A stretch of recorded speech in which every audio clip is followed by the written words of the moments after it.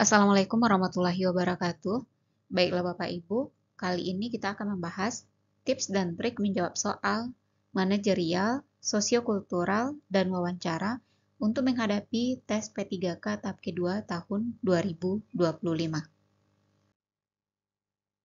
Tips yang pertama, yaitu latih kemampuan membaca cepat. Nah, latihan ini bisa Bapak Ibu terapkan dengan membeli buku P3K. Jadi soalnya jangan berharap soal itu yang akan keluar. Setidaknya soal-soal tersebut bisa melatih kita untuk membaca cepat. Kemudian yang kedua, jika soalnya terlalu panjang dan membingungkan serta membutuhkan waktu lama untuk membacanya, maka baca saja kalimat terakhir. Nah, jadi soal untuk P3 ini pasti soalnya itu panjang-panjang. Nah, karena waktu kita hanya 130 menit dan soalnya itu banyak, maka kita harus bisa untuk mencari inti dari masalah di soal.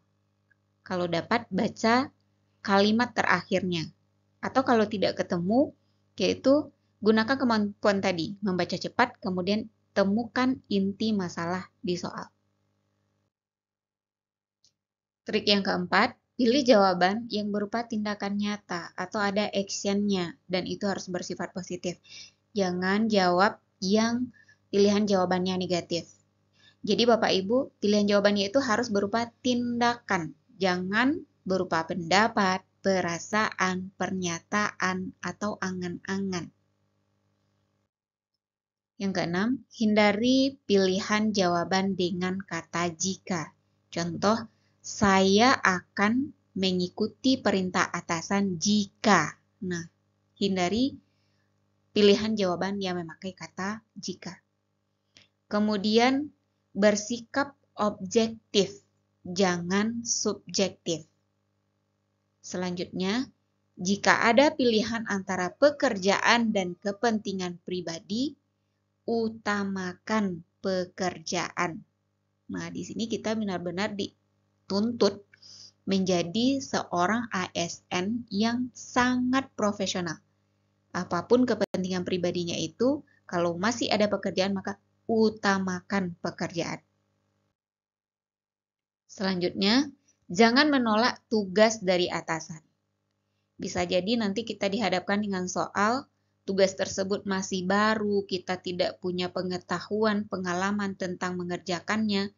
Kita tidak boleh menolak. Jadi kita harus menerima tugas itu, kemudian kita cari di sana yang jawabannya mengarah kepada kita bisa mengatasi pekerjaan tersebut dengan mencari informasi dari berbagai sumber, belajar secara mandiri atau otodidak.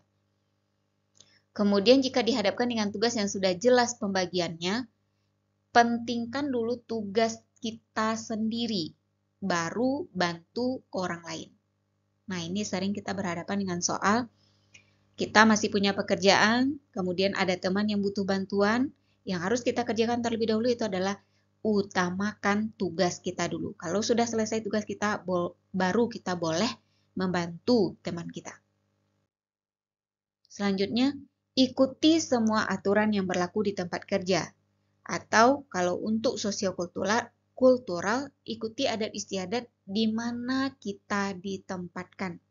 Walaupun adat istiadat itu tidak sesuai dengan adat istiadat kita sendiri.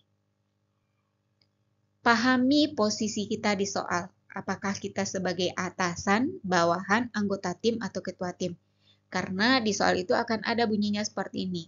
Jika Anda adalah seorang ketua tim, lalu menemukan anggota Anda, bla bla bla, maka tempatkan posisi kita sebagai ketua tim. Untuk soal yang berkaitan dengan pelayanan publik, jawabannya itu adalah harus yang menguntungkan orang banyak atau masyarakat. Jangan utamakan keselamatan atau kepentingan pribadi kita.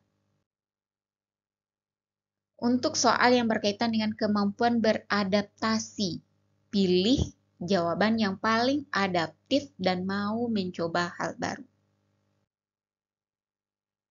Untuk soal yang berkaitan dengan kemampuan mengendalikan diri, pilih jawaban yang paling berjiwa besar, menerima kesalahan orang lain, dan bisa mengendalikan emosi.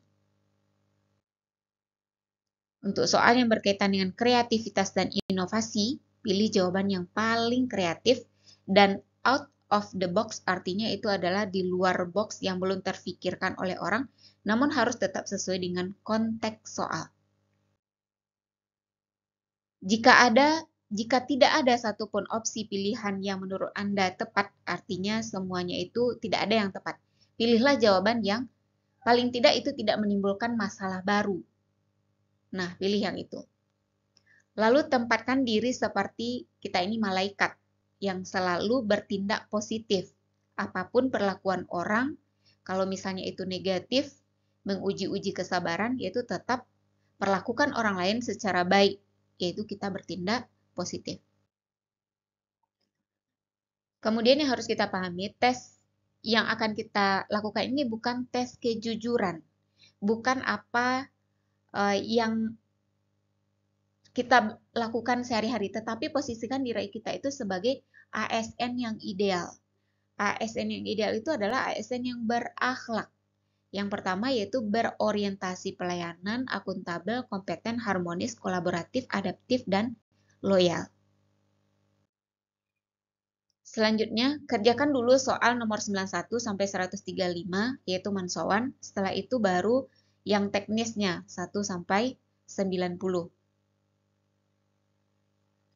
Kemudian gunakan teknik eliminasi pilihan jawaban. Dari pilihan jawaban A sampai ke D, buang yang kira-kira tidak mungkin menjadi jawaban.